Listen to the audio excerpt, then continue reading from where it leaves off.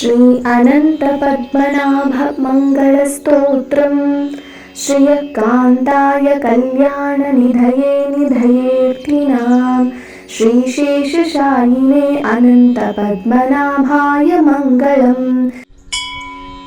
स्यानन्दूरपुरी भाग्यभव्यरूपाय विष्णवे आनन्दसिन्धवे अनन्तपद्मनाभाय मङ्गलम्।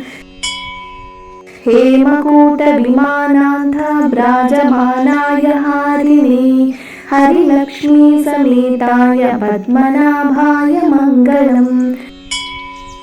श्रीवैकुण्ठविरक्ताय शङ्खतीर्थाम्बुदे तटे रमाय रमणाय पद्मनाभाय मङ्गलम्।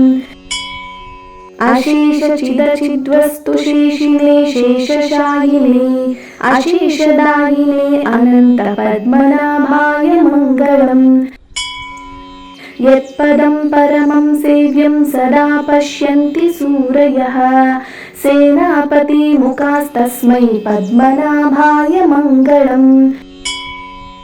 चतुर्मुखेश्वरमुखै पुत्रपौत्रादिशालिने समस्तपरिवाराय पद्मनाभाय मङ्गलम्।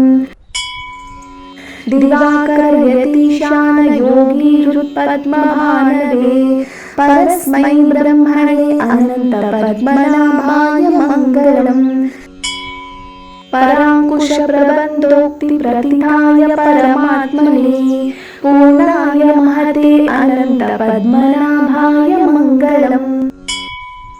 वञ्चिभूपशिरोरत्नरश्मी नीराजिताङ्ग्रये वाञ्छिताखिलदायास्तु पद्मनाभाय मङ्गलम्।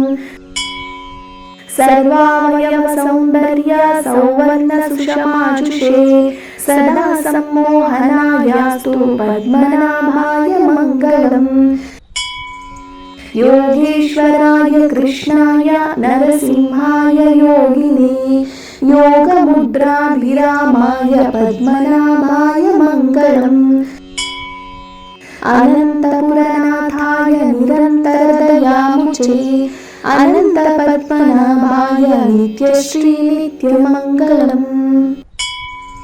इति श्री अनन्तपद्मनाभ मङ्गलस्तोत्रं सम्पूर्णम्।